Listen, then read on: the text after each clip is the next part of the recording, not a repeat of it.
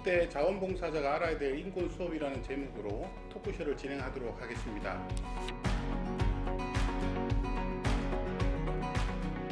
오늘 모신 분은 장애인 인권법센터 김예훈 변호사님을 모셨습니다. 안녕하세요, 변호사님. 네, 안녕하세요. 반갑습니다. 네.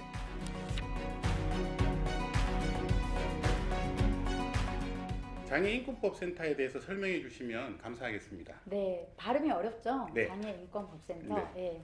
이게 발음을 띄어쓰기를 잘못하신 분은 장애인권법센터 뭐 이렇게 읽으시는 분도 봤거든요.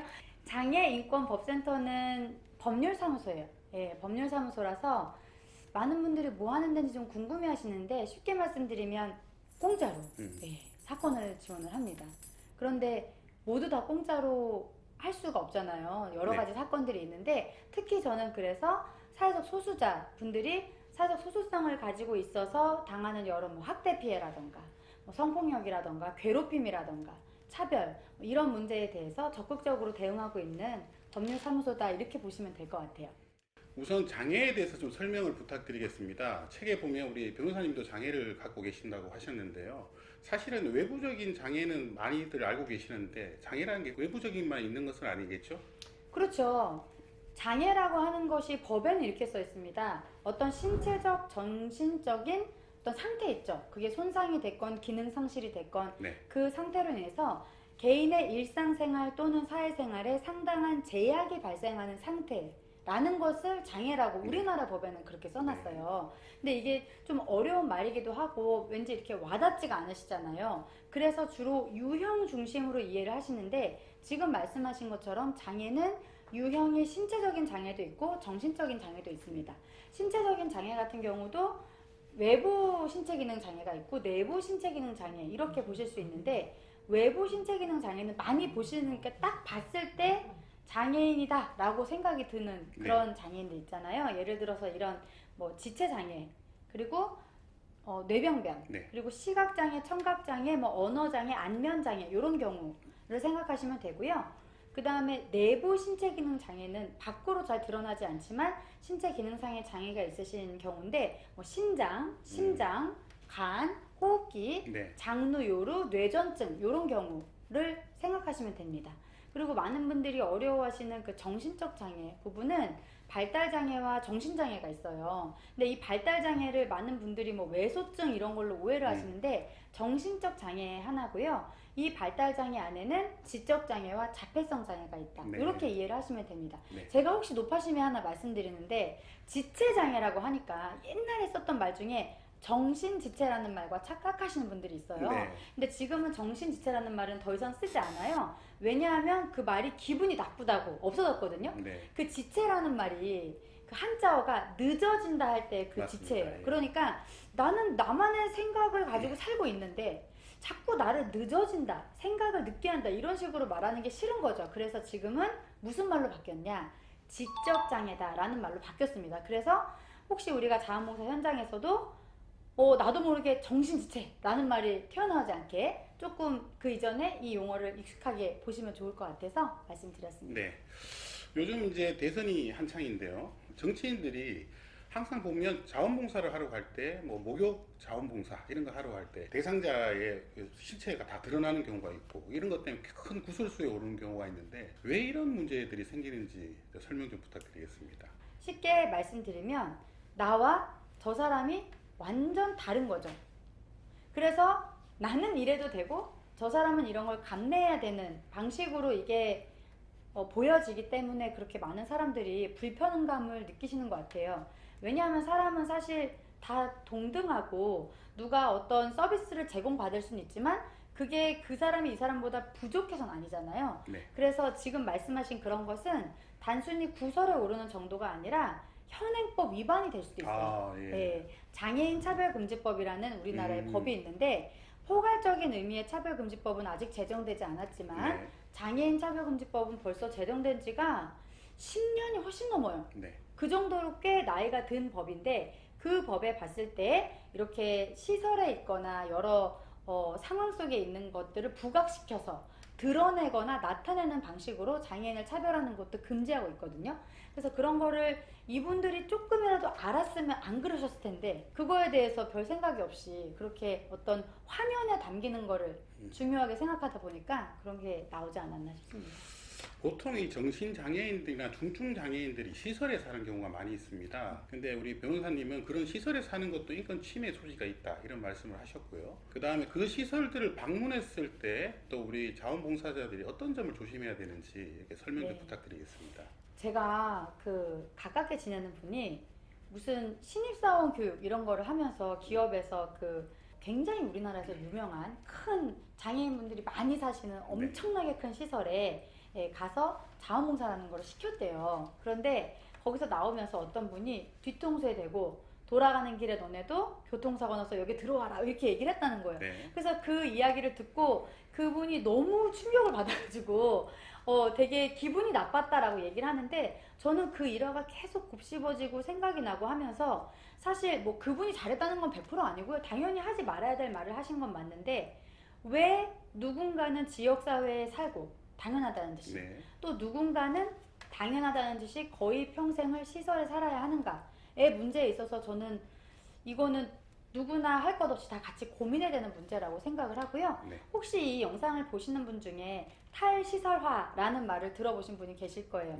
탈시설화는 이미 뭐 해외에서도 그렇고 우리가 돌이킬 수 없는 어떤 수레바퀴처럼 크게 굴러가는 사회의 흐름이라고 볼 수 있는데 왜 그런 얘기 안 하잖아요. 아무리 군대 좋아졌다고 해도 군대 다시 가라 하지 않잖아요. 그러니까 내가 어떤 집단 생활을 하고 거기에서 정해놓은 규칙에 맞춰서 생활하고 그리고 그 생활의 부수적인 효과로 맘대로 외출이나 외박 못하고 뭐 이런 어떤 자유가 제약되는 상황 속에서 산다는 것은 거기가 굉장히 좋은 시설이다 하더라도 살지 않고 싶어 하잖아요. 마찬가지거든요. 그래서 장애인 당사자분들도 시설에 놓여 있으신 분들이 참 많지만 뭐 이거를 어떻게 풀어갈지에 대해서 지금 정책적으로 고민을 많이 하는 것 같고 관련된 법안들도 많이 나와 있고요. 또 말씀 주신 것처럼 이 장애인분들을 우리가 만났을 때 시설에 가서 만났을 때 어떻게 해야 되냐 뭐 이런 건데 예전에 제가 기억이 나는 게 제가 사법연수원을 다닐 때 봉사활동을 간 적이 있어요. 탈시설 운동을 하시는 활동가분이랑 같이 갔거든요. 그랬더니 거기 벽에 이렇게 쫙 해서 뭐 예를 들어 거기가 뭐 사랑의 집이다 그러면 사랑의 집의 봄 사랑의 집의 여름, 뭐 가을, 겨울 해가지고 뭐 스키장도 가고 뭐 이렇게 뭐 워터파크도 가고 이런 걸 막 다 사진을 막 붙여놨잖아요. 그런 걸 보고 거기 간 어떤 분이 별 생각 없이 이렇게 좋은데 왜 없애라고 하는 거예요? 이렇게 말을 한 거예요. 그랬더니 그 얘기를 가만히 듣고 있다가 그럼 너가 와서 살아. 라고 얘기를 했었거든요. 약간 웃자는 차원에서 얘기를 하긴 했는데 저는 사실 그런 여러 가지 이 인권에 대해서 그리고 현장을 가서 볼 때 내 마음속에 내일이라고 생각하면 선뜻 나오지 않는 말이나 행동이 있다면 그 부분을 조심하시면 될 것 같아요. 네, 얼마 전에 방송국에서 발달장애인들이 휴대폰을 개통할 때 보호자를 데려오지 않으면 휴대폰을 개설하지 않는 그런 것들을 이렇게 보여준 적이 있습니다. 그런데 발달장애인 단체들은 그것을 오히려 비판했거든요. 일반 시청자들은 잘 이해를 못할 텐데 왜 그런 비판을 했을까? 그것에 대해서 설명을 좀 부탁드리겠습니다. 아이 키워보신 분들은 아마 아시겠지만 요새 저 옛날에 중학교 때 보면 선생님들이 가위 갖고 다니면서 그때는 머리를 꼭 단발로 잘라야 됐거든요. 그래서 꼭 귀까지 이렇게 해가지고 가위로 아무렇지도 않게 싹둑싹둑 자르셨거든요. 근데 그거를 제가 지금 돌이켜서 생각을 해보면 선생님 저한테 왜 이러세요? 라고 반문해보지 않았던 것 같아요. 아 걸렸다 약간 이런 느낌?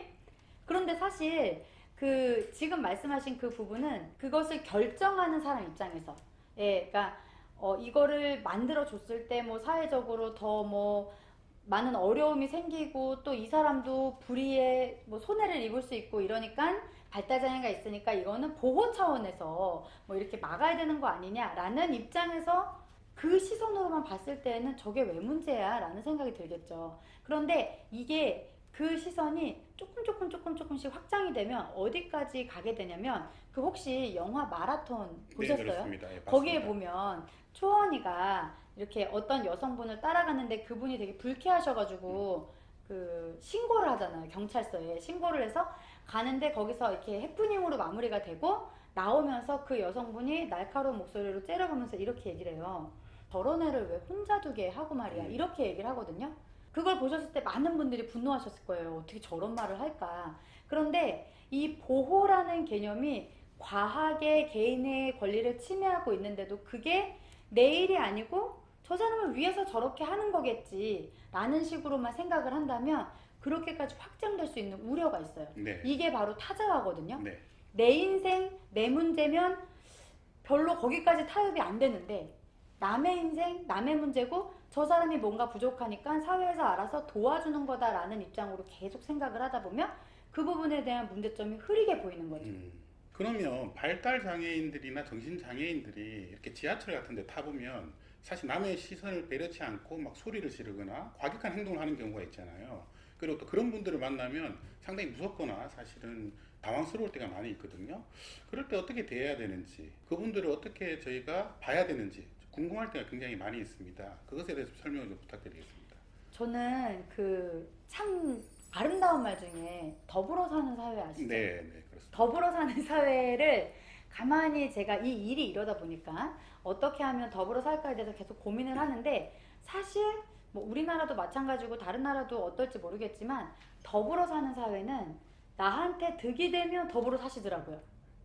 근데 나한테 좀 해가 되면 더불어 살지 않으세요. 네. 예를 들어서 내가 넘어졌는데 일으켜 세워주고 막 힘내라 하면은 더불어 사는 사회 그건 되게 좋아하시는데 네.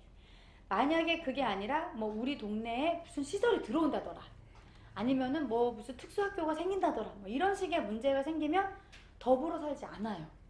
제가 그래서 왜 그런가에 대해서 계속 생각을 해봤는데 오늘도 그 말씀하신 사건이 저한테도 있었거든요. 네. 누가 산책을 가시는데 엄청 큰 소리로 그 소리를 내시면서 막 이렇게 산책을 하시고 그 옆에는 그분의 엄마처럼 보이는 분이 같이 이렇게 산책을 하세요. 근데 저는 그런 걸 생각을 해보시면 될 것 같아요. 식당에 갔는데 어린 영유아들과 같이 식사를 하러 온 가족이 있다.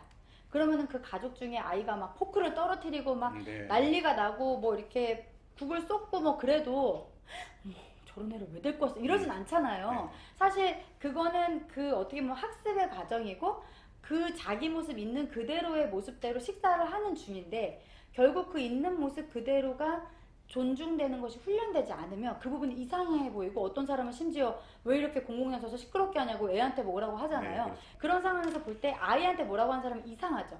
근데 장애 쪽은 그렇지 않다는 거예요. 왜냐하면은 외부적으로 봤을 때는 몸이 크고 저 사람이 저 정도로 몸이 컸으면 좀 알아서 저 정도는 조심해야 되는데 그게 안 되는 사람이면 위험한가? 이렇게 생각을 해버리는 거죠. 네, 그런데 사실은 그 사람은 그 사람 나름의 방식으로 살아가고 있는 거거든요. 그러면 정말 중요한 건 그 사람이 살아가고 있는 그 자신의 방식이 뭔지를 내가 어쨌든 자원봉사가 되었건 아니면 같은 일터가 되었건 어디서 만난다면 내가 맞춰가야죠. 그게 더불어 사는 거죠. 네. 그런데 그 부분이 안 된 상태에서 어머 이상해 이런 생각으로 되는 순간 더불어 살기는 안 되는 거죠. 더 이상. 네. 그래서 그 부분을 조금 더 생각해 주시면 좋을 것 같아요. 더불어 사는 세상, 굉장히 중요한 말인 것 같습니다. 주제를 좀 딴 데로 돌려보겠습니다. 그 비장애인으로서 장애인들을 대하는 태도를 볼 때 가끔 말로써 그 사람들을 대상화하는 그런 경우가 굉장히 많이 있습니다. 뭐 욕이나 또 아니면 일반 언어에서도 그런 경우가 굉장히 많은데 이런 언어를 들으면 우리 장애인분들이 굉장히 상처를 많이 받을 것 같아요. 그리고 일반인들은 그걸 인식을 잘 못하는 경우가 많이 있는데 그 어떤 것들이 그런 말들이 있을까 궁금해하는 경우가 많습니다. 이 장애 관련해서 대표적으로 장애의 반대말이 뭐죠? 비장애인이죠. 그렇죠. 네. 비장애인이죠. 비장애인이라는 말이 입에 잘 안 읽으신 분이 많으시죠. 옛날에 뭐 정상인이라고 그랬죠. 그렇죠. 네. 그런데 말씀하셨지만 저는 태어날 때 의료사고가 있어서 한쪽 눈이 없어져서 시각장애가 있잖아요. 네. 저도 어떻게 보면 장애인 당사자인데 누가 제 앞에서 장애의 반대말을 얘기하면서 정상인이다 라고 하면 제 기분은 어떻게 될까요? 나쁘죠. 왜냐하면 저 사람 눈에는 내가 비정상으로 보이겠구나 이런 생각이 들거든요. 그래서 비장애인이란 말은 장애인에 해당하지 않는 사람이라는 중립적인 표현인데 이 표현 자체도 불편하다는 분들이 있으세요. 뭐 그렇게까지 유난 떠냐고.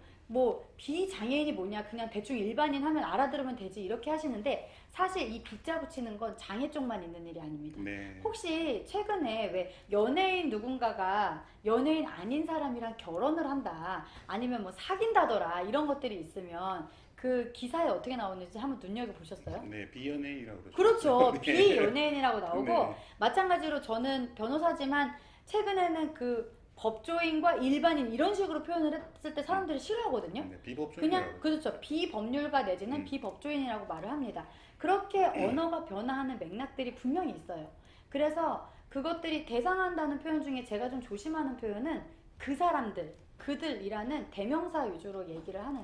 그러면은 나는 저기 해당 안 되지만 어쨌든 그들에 대한 얘기를 내가 한다. 라는 차원으로 오해될 수 있어서 가급적 그런 말은 안 하려고 노력하고 있습니다.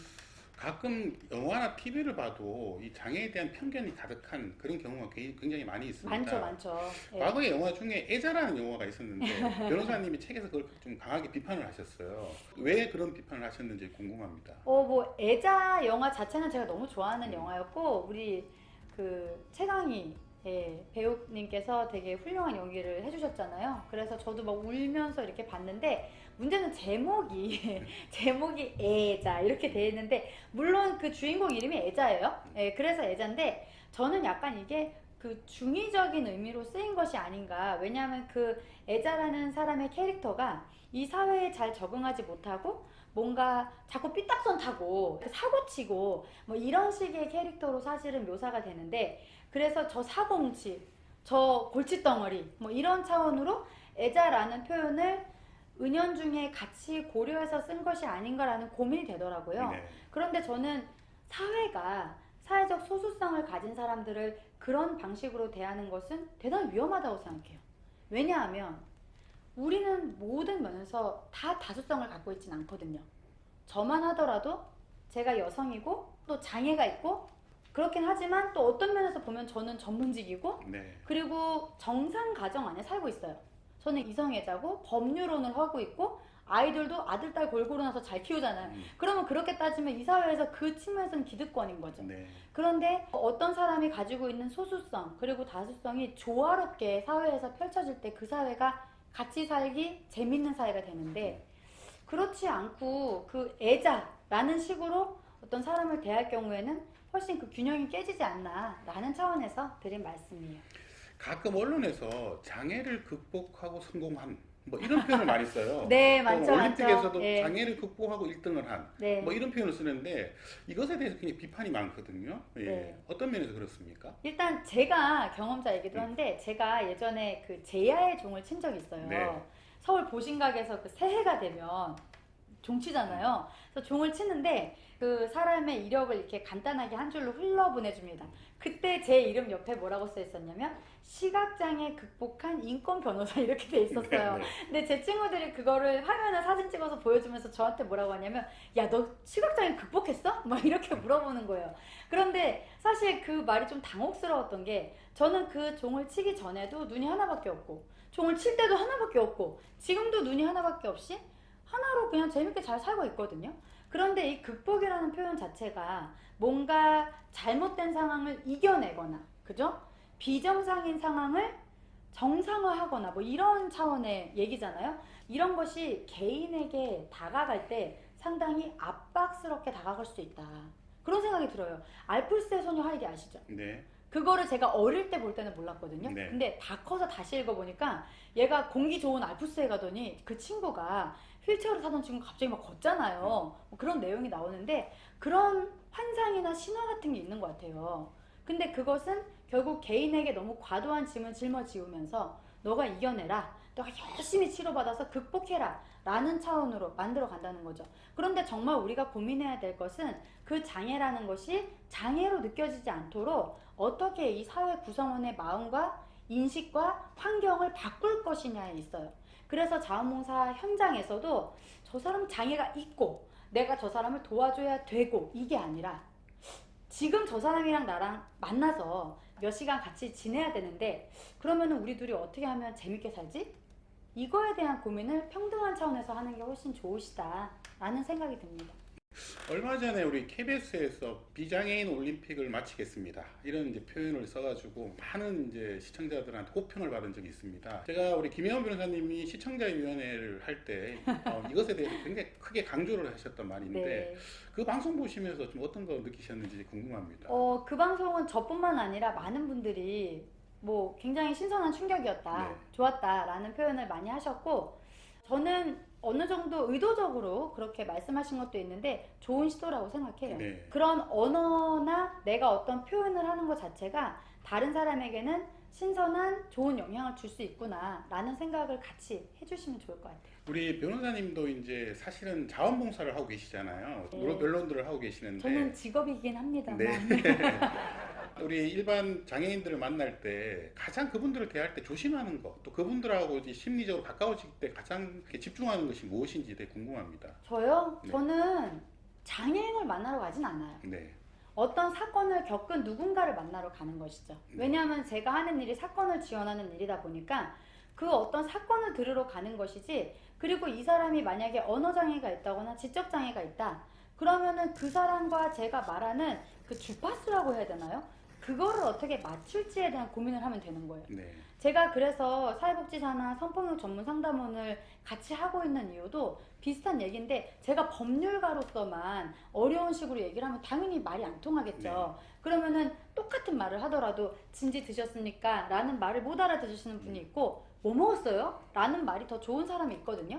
그러면 저는 그 사람의 언어에 맞춰서 쉽게 얘기하려고 노력을 하는 것이지, 제가 무슨 장애인을 어떻게 대하고에 대해서 어떤 고민을 하진 않아요. 그냥 쉽게 말씀드리면 사람이랑 사람이 만나서 어떻게 하면 가성비 있게 우리가 서로 파악하고 얘기할 것이냐, 그 부분에 대한 고민을 오히려 하고 사는 것이죠. 반대로 변론을 하러 가셨는데 그 이제 사건 의뢰인께서 지나친 요구를 한다든지, 보통 우리 자원봉사를 하러 갈 때도 그런 경우가 있거든요. 개인적인 만남을 요구한다든지 아니면 좀 더 가까워지기 위해서 좀 지나치게 선을 넘는다든지 이런 경우가 있는데 이럴 때는 또 어떻게 해야 되는지 또 궁금하기도 합니다. 보시다시피 성격이 이렇게 좋지 않은 것처럼 보여서 그런 일이 네. 사실 많지는 않았는데, 지금 말씀하시는 그런 것들은 그걸 요구하시는 사람도 이게 대체로 과하다는 거에 대해서는 인지를 하고 계시는 경우가 많죠. 예를 들어 자원봉사를 하러 오셨는데 이쁘다, 사귀자, 연락처를 달라 이런 식의 얘기를 한다는 거. 저 같은 경우도 예전에 경험이 있었는데, 제가 그 오전에 잠깐 시간이 남아서 저희 신랑이랑 무료 급식 봉사를 하러 간 적이 있어요. 그랬는데 거기서 그 오신 분한테 제가 성희롱을 당한 적이 있어요. 네. 예. 그래서 어떻게 보면 이게 고소를 해야 되나 이런 생각이 들기도 하는 때였는데, 저는 그때 그분이 그렇게 했을 때 되게 장난삼아 넘어가시길래 말씀을 드렸어요.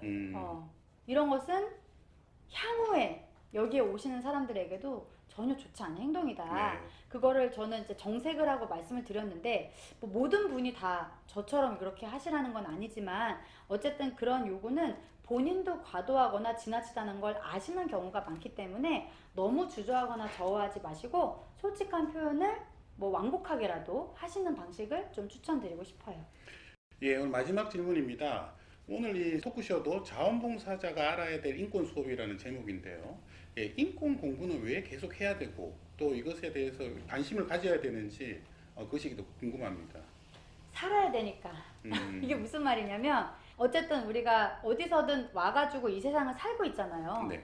그리고 산다는 것은 혼자 사는 게 아니고 관계 맺기잖아요. 네. 그게 아주 가까운 관계, 가족 같은 관계도 있지만 느슨하지만 그래도 지속적으로 보게 되는 사이들도 있거든요. 그리고 저희가 자원봉사를 한다는 것은 어떻게 보면 되게 높은 자발성을 가지고 이 활동을 참여하다 보니까 그 관계가 더 중요할 수밖에 없어요. 그런데 이런 상황에서 인권에 대해서 조금 고민하지 않고 그냥 내가 살아온 방식대로, 내가 표현한 언어대로 했을 경우에는 좋지 않은 부정적인 경험이 쌓일 수 있겠죠. 나는 별 생각 없이 정상인이라고 말했는데 저쪽에서 발끈하면서 그럼 너는 뭐 정상인이고 나는 비정상인이냐 이런 식으로 할 경우에는 되게 부정적인 경험이 쌓이잖아요. 그러면 결국 이 일을 지속하거나 좀 주도적으로 재미있게 하기가 어려워질 수 있으니까 재미있게 잘 살으려고, 그렇기 위해서 인권 공부를 계속 해야 된다, 그런 생각이 듭니다. 예, 오늘 자원봉사자가 알아야 될 인권 수업이라는 제목으로 토크쇼를 진행했습니다. 자원봉사자들이 인권 침해를 해서도 안 되겠지만 또 인권 침해를 받는 것도 되지 않는다고 생각합니다. 많은 분들이 이 수업을 통해서 어떤 것이 인권 침해인지 많이 알아가셨으면 좋겠습니다. 예, 오늘 토크쇼를 이것으로 마치도록 하겠습니다.